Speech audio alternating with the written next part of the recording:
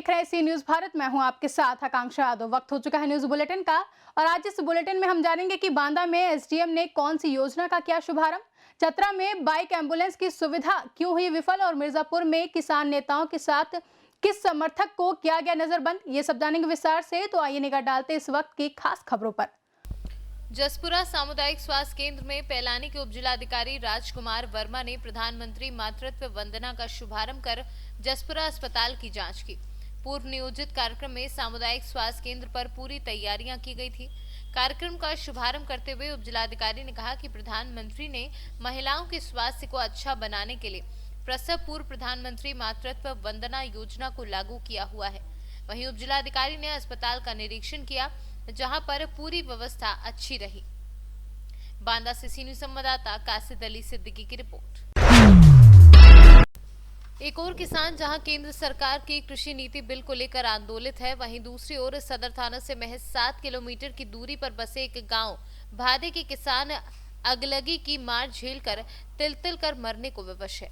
भादे गांव में खलिहान में रखे धाने के बोझे में अचानक आग लगने से 612 बोझा धान जलकर राख हो गया। गांव के विजय कुमार श्रीवास्तव से जमीन बटाईदार पर 12 किसान लेकर खेती किए थे, लेकिन सब धान का बोझा जलकर स्वाहा हो गया।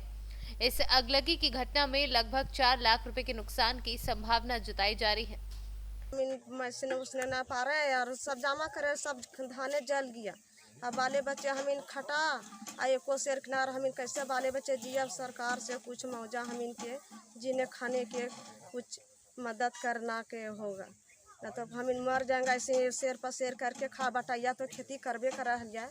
आषाढ़ से दम मरत है, खान खाद खान घास निकावा है, खान पानी पटावा है और सब धान हमीन के धान तो बहुत अच्छा है मगर भेला मगर काटल जी यार नन के सब खरिहाने में सब आग लग गया। 12-1 बजले तक नहीं 600 बोझा 4 किसान मिल के कर रहा है। यहाँ सब 10-12 बटैयादार हैं, सब अपना धान काट के रखे हुए थे खलिहान में। जब वो ये मैसने का ये कर रहे थे तो 12-1 बजे आग लग गया अचानक और सारा राख हो गया। अब बटैयादार लोग क्या खाएंगे क्या पिएंगे, गरीब आदमी हैं वो लोग। कम से कम सरकार से मुआवजा हम लोग को मिल जाना चाहिए गरीब लोग का। 10-12 किसान का। चतरा से सी न्यूज संवाददाता हिलाल लक्की की रिपोर्ट।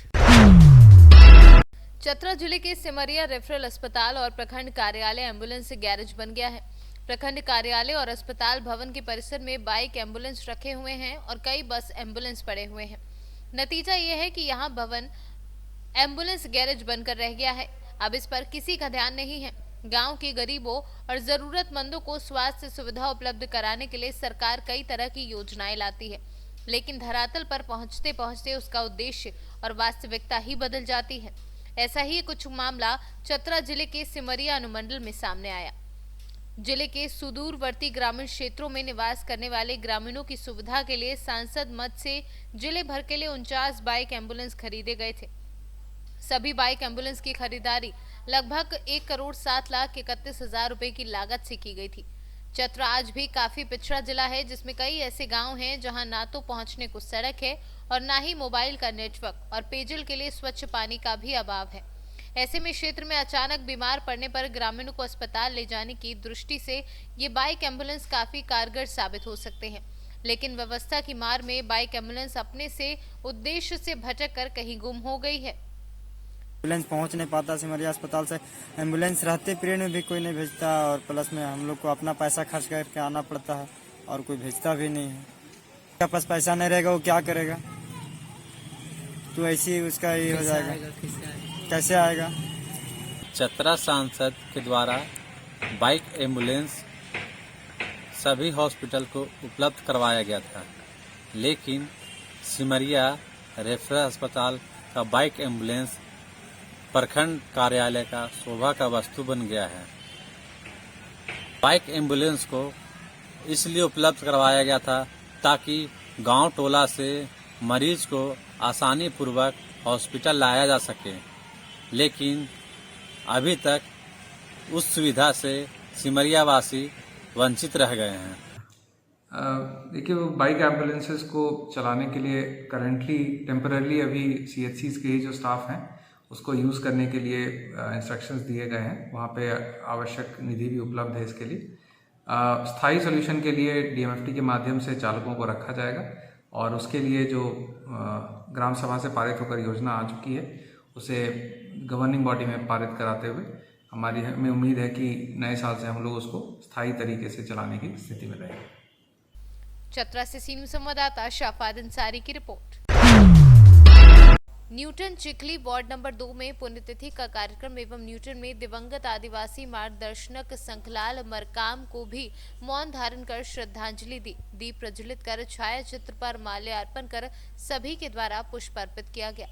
कार्यक्रम के अतिथि जिला संरक्षक नेपाल सिंह उइके और आकाश संगठन ब्लॉक अध्यक्ष भादु सिंह कुमरे द्वारा समाज के सदस्यों को मास्क का वितरण किया गया और कोरोना काल में सभी को मास्क पहनने का आग्रह किया।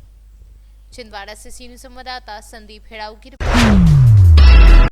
मिर्जापुर अरोरा भारतीय किसान यूनियन के नेताओं को अरोरा थाने ले जाकर मुचलका पर पुलिस ने छोड़ा। साथ ही किसान यूनियन के समर्थक के साथ पुलिस को ज्ञापन सौंपा गया। दिल्ली में चल रहे किसानों द्वारा जो धरना प्रदर्शन किया जा रहा है, इसी को लेकर आह्वान किया था कि 8 तारीख को 11 बजे से लेकर 3 बजे तक पूरे देश में भारत बंद रहेगा। इसी क्रम में मिर्जापुर जनपद के भी किसानों के समर्थन में आगे आने वाली थी कि पुलिस ने घर से ही गिरफ्तार कर थाने ले गई। वहीं मंडल अध्यक्ष प्रहलाद सिंह व भारतीय किसान यूनियन के जिलाध्यक्ष सिद्धनाथ सिंह को अरोरा थाना प्रभारी राजेश चौबे व इमलिया चट्टी चौकी प्रभारी संजय सिंह ने भारी फोर्स के साथ उनके घर पर जाकर नजरबंद कर दिया। तो कृषि कानून जो भारत सरकार द्वारा लाई गई है उसके विरोध में जो 26-27 नवंबर से किसानों का धरना प्रदर्शन दिल्ली में हो रहा है और 3-4 राउंड भारत सरकार से बात भी हो चुकी लेकिन वापस करने के लिए तैयार नहीं है। तो वहाँ के जो भारत के पूरे सैकड़ों किसान संगठनों ने संयुक्त रूप से निर्णय लिया कि आज भारत बंद का पूरा भारत बंद रहेगा। उसी के परिप्रेक्ष्य में हम लोग प्रस्तावित है कि 11 बजे से 3 बजे तक पूरा रोड जाम करेंगे और सरकार ने पुलिस बल लगा करके किसान नेताओं को जो नज़रबंद करने का काम किया है, यह किसानों के आवाज़ को दबाना चाहते हैं और किसानों की जो मांग है उसको पूरा नहीं करना चाहते। इसका मतलब कि ये सरकार किसान विरोधी है और आने वाला समय में इसको मुंह तोड़ जवाब दिया जाएगा। मिर्जापुर से सीनियर संवाददाता अनिल केसरी की रिपोर्ट। फिलहाल के लिए न्यूज बुलेटिन में बस इतना ही। देश और दुनिया की तमाम बड़ी खबरों के लिए जुड़े रहे सी न्यूज भारत के साथ। हर खबर आपके साथ, आपके हाथ।